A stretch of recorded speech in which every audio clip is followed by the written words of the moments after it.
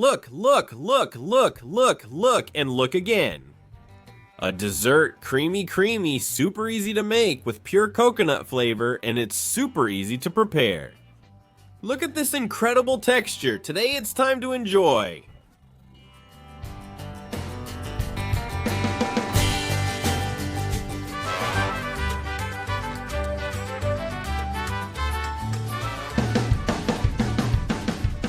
And today we're having a dessert, pure coconut. How delicious.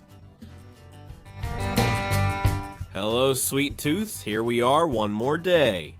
And today I'm going to present a dessert that in my house, well, it's a real hit. A coconut dessert. Well, this coconut, right? This coconut. Of course. We're going to make a dessert with pure coconut flavor that's fantastic, creamy, and easy to make. Come on, it has everything. Super flavor, accessible to everyone. I hope you really enjoy it.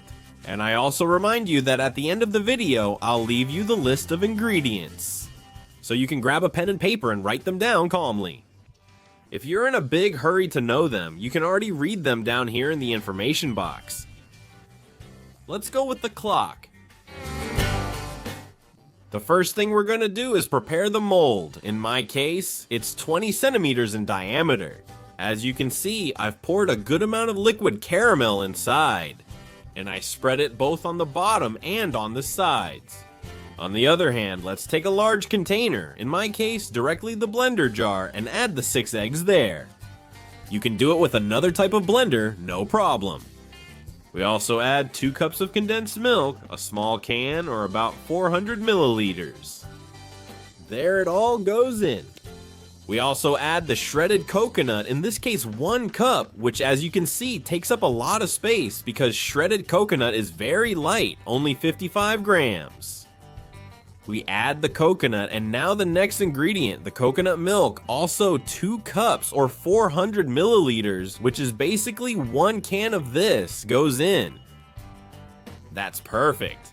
The same amount of milk, in fact. I measured it with the same can. Here is regular milk, we call it whole milk here, and the same amount of cream, which I also measured with the same can. Heavy cream, also called whipping cream, chantilly cream, or heavy white cream. Then just whip it and that's it. The first little trick is to mix it really well. You need a bit of patience to make sure everything is mixed together really well, all the ingredients. Once everything is well mixed, we take the pitcher, remove the lid, and I'll show you the texture it has. It's completely blended, there it is. The top part is a bit foamy and the liquid is totally smooth, slightly thick and creamy. Now we pour it into the mold we prepared with our caramel, and that's it. As you can see, I always put a spoon or a spatula in between so the stream doesn't fall directly onto the caramel and wash it away. That way I make sure it will come out of the mold perfectly. Next, cover the mold. Use the lid if your mold has one. Otherwise, stretch out a piece of aluminum foil and fold it slightly. While I'm at it, remember to subscribe to the channel. This is a fantastic moment with tons of new things coming up. Every week I almost invent something new, several videos, and a lot of fun. As you can see, I just placed the mold on a large tray. And here I'm going to pour warm water, enough to cover at least 2 or 3 fingers deep. Once you have it, preheated oven at 180 degrees Celsius or 355 Fahrenheit, drop it in. And we place that tray with the mold inside on the lower middle part of the oven, and we'll put the tray in carefully so it doesn't spill outside. The second little trick is also simple. We're going to bake it until, when you poke it with a toothpick, it comes out almost clean. Sometimes it takes longer, sometimes it takes less. It really depends on the mold, the amount of water, and the size of the tray where you put the water.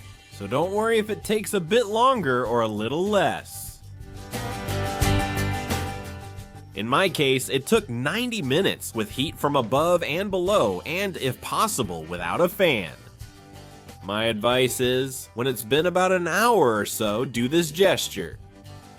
Lift the aluminum foil a little, take a long toothpick and poke it in the center all the way down. If you see that it's still a bit creamy, just cover it again and keep cooking for a little longer.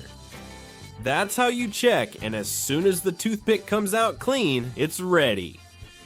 There's no need to rush either. You can check every 10 minutes, and that way you won't have any problems and you'll always leave it at the perfect point.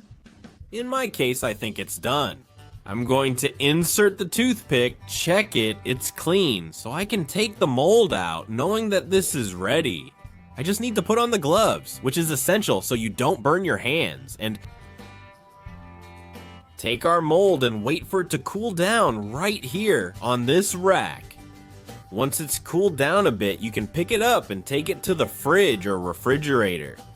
Because this dessert is much tastier if you let it chill, so I recommend that you keep it in the fridge for at least 4 hours. It's the kind of dessert that turns out amazing if you leave it overnight, but I'm telling you, at least 4 hours will do it a lot of good because the flavors come together and it also sets better. Okay, let's remove the paper and run a small knife around the edge, just in case the caramel didn't turn out perfectly in some spot and it might stick. We place the plate where we want to present this wonder on top, and all we have to do is flip it over. We hold the mold firmly so it doesn't fall, and here we go. Just like that, centered, perfect. Right now we lift the mold, drum roll, and here it is. Let's go. A dessert with coconut flavor, refreshing, and the caramel topping made it stick to the plate. Let's see if we can get it off.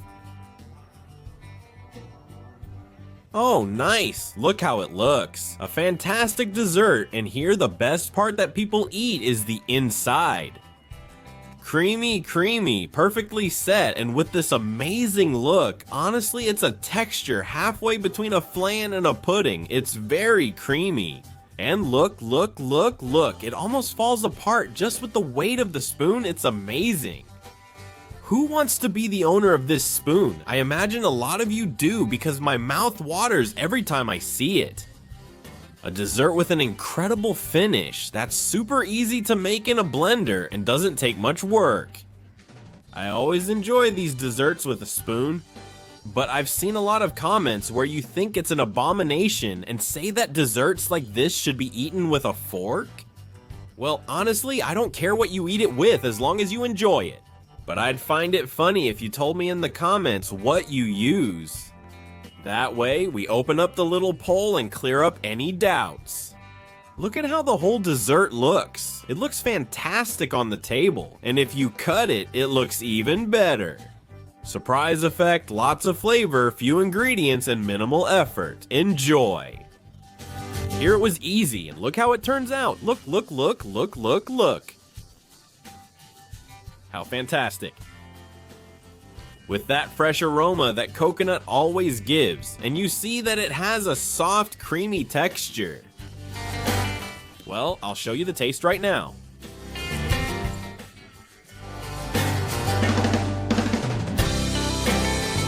It's a 10. The texture is perfect, creamy, really creamy, with that fresh touch of coconut, and that delicious flavor.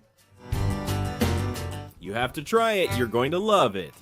And if you want us to make another cake like this, super creamy but with a different flavor that's not coconut, please tell me down here in the comments. I really want to make a cake like this, creamy, creamy, but with lots of different flavors. So tell me, what's your idea? Down here in the comments. And maybe I'll make it for you because I feel like experimenting more since I learn a lot from you guys. You have tons of ideas. Any fruit, vanilla, cinnamon, chocolate. Well, I won't say anything else so I don't give you any hints, okay? Tell me. And that way we all enjoy it. While considering it, check out this awesome video to see how great it looks. Or click the button to subscribe to the channel, it's free. Turn on the bell to stay up to date with the latest news. And if you want even more, my Savory Recipes channel is called Saladolandia.